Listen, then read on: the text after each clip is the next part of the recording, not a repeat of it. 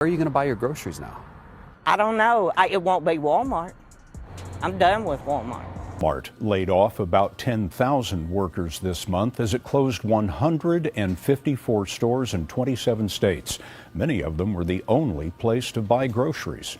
According to recently updated figures, hundreds of Walmart stores across the United States have been forced to close within just the first 6 months of 2000. According to recently updated figures, hundreds of Walmart stores across the United States have been forced to close within just the first 6 months of 2025.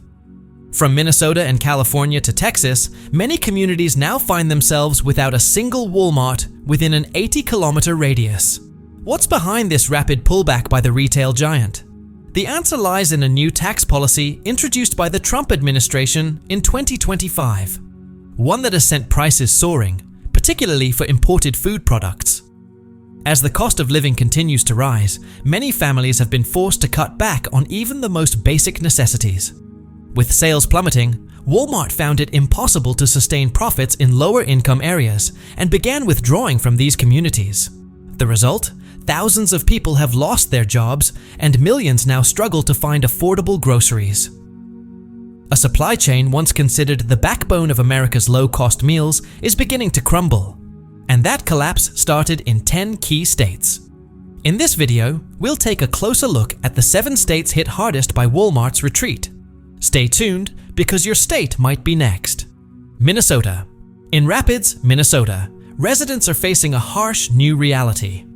The region's largest Walmart supermarket is set to close on August 29, 2025, leaving 176 employees without jobs. But the impact goes far beyond employment numbers. For the local community, Walmart isn't just a massive grocery store. It's part of daily life. For seniors, retirees, and low-income families, it's the only nearby place where they can buy food at reasonable prices. Once this store is gone, they'll be left with almost no alternatives. Other supermarkets are too far away, public transportation is limited, and delivery fees are often too high for struggling households. All these factors are creating what experts call a new food desert, a place where even finding a simple meal becomes a challenge. So, what caused Walmart to pull out now? One store manager explained, "It used to be people came in and spent $200 or $300 for the week.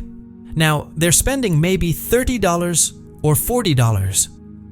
This downturn began when the Trump administration reinstated strict tariffs in early 2025. Imported food products from Canada and Mexico were hit hardest. Prices for soy-based and dairy-derived frozen meats shot up by 20 to 35% in just a few months. Consumers couldn't keep up. They bought less, turned to cheaper substitutes, or skipped meals altogether. As purchasing power collapsed and sales declined, Walmart, a company built on efficiency, decided to retreat without hesitation. Rapids may be just a small dot on the map, but what's happening there is a warning for hundreds of other American towns. This isn't only about empty shelves, it's about a collapsing low-cost food system that once provided stability and security to millions. Prices are climbing, stores are disappearing, and small-town Americans are being left behind. If Walmart is the place you rely on to get by, ask yourself, what happens when one day you see a sign reading, "Closed permanently" on your local store? That's the reality Minnesota is facing right now. But the bigger question remains, is this the final stop, or just the beginning of a nationwide withdrawal that will leave millions struggling to afford even a full meal? California. There were no warning sirens, no barricades, and no headlines. Yet in Central California, a food crisis is quietly unfolding inside people's homes. In the city of Visalia, a Walmart that once supplied essentials to nearly 14,000 households announced its indefinite closure at the end of July 2025. It's not the first store to shut down, and it won't be the last. Most residents here are legal immigrants who have lived and worked in the region for generations, often tied to farms, food processing plants, and service jobs. When Walmart closes, they don't necessarily lose their jobs, but they do lose access to affordable food. The area's geography makes things worse. Public transportation is weak, and the nearest grocery store is nearly 40 kilometers away. With California's high fuel prices, even a simple weekly grocery trip has become an expensive burden for working families. So, why did Walmart pull out of such a populated area? The answer lies in the state's economic structure. California relies heavily on imports from Mexico, Central America, and Asia. When new tariffs took effect in early 2025, the cost of transporting and storing frozen and packaged food rose sharply, sometimes week by week.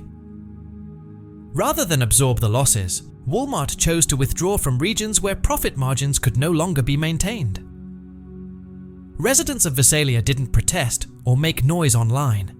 They adapted quietly, switching to instant noodles instead of fresh meat, stocking up on dry goods, or growing vegetables in their backyards. That silence, however, is the clearest sign of a slow-moving crisis spreading beneath the surface. California once embodied the idea that food is a basic human right. Now, with just one major Walmart gone, thousands of families are left wondering if anyone still believes that right truly exists. And what about you?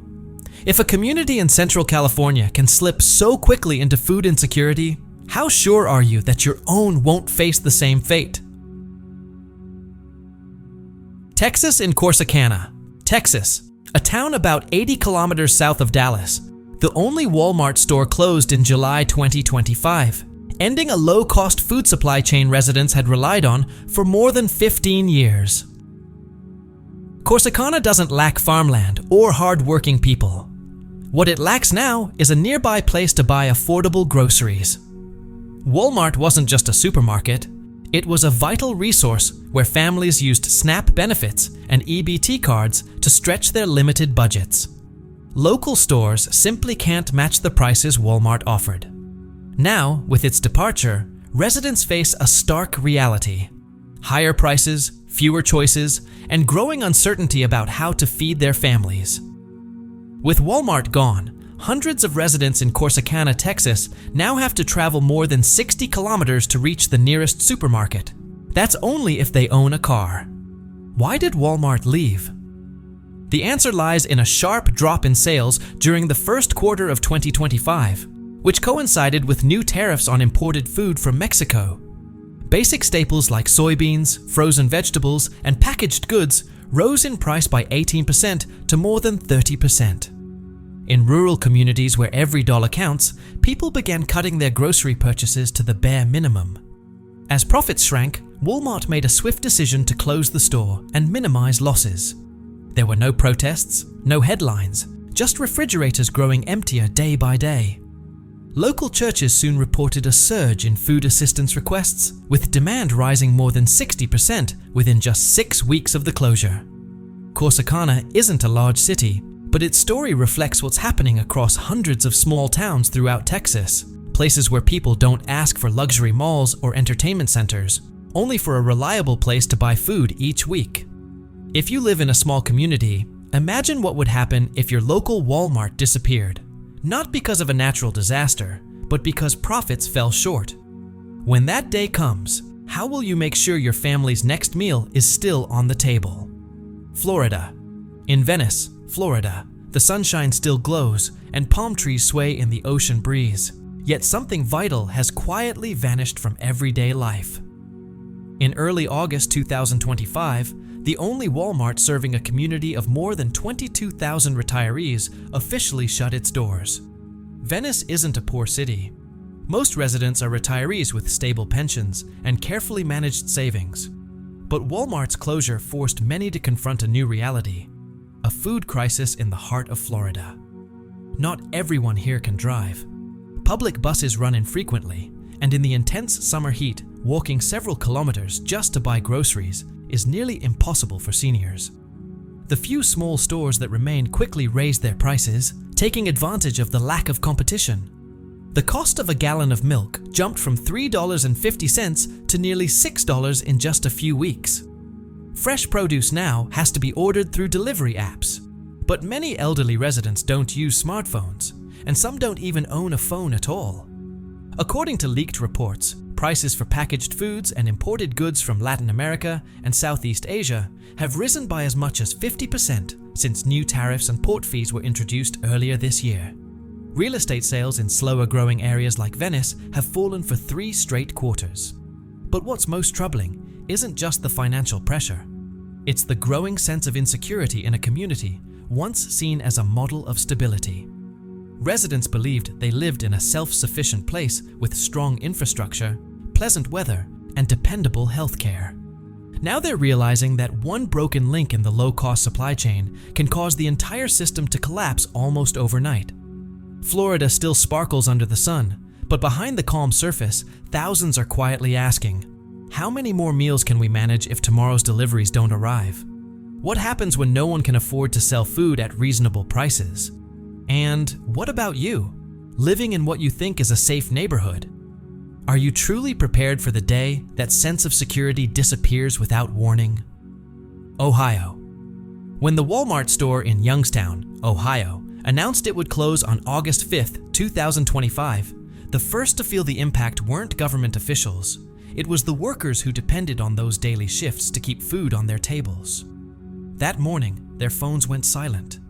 No shifts meant no pay, and no pay meant no dinner for their families. The Youngstown Walmart wasn't the largest in the state, but it was one of the few remaining places where residents could buy affordable groceries. The city's poverty rate is nearly 30% higher than the national average, and many residents rely on walking or catching rides just to shop for food. When the store closed, the entire east side of the city quickly fell into a fresh food shortage. Corner stores couldn't keep enough inventory, and certainly couldn't match Walmart's low prices. A bag of frozen vegetables that once cost $3 now sells for over $5, if it's even in stock. The reason isn't a mystery. New tariffs on imported goods, raw materials, and essential consumer products have driven up costs, cutting deep into Walmart's profit margins in low-income areas like Youngstown. Walmart isn't going bankrupt. It's simply retreating to protect profits. But that retreat has left a deep void in the local economy and in daily life. When a community's survival depends on a single corporation, one line in a financial report can make the entire system collapse. Many Americans still believe that the heartland, with its highways, farms, and factories, is safe from such disruptions. But Youngstown has proven otherwise. Even a once prosperous industrial city can fall into crisis when it loses its last source of affordable food. So ask yourself, can you be certain the store you visit every week will still be there if profits fall just a little too low?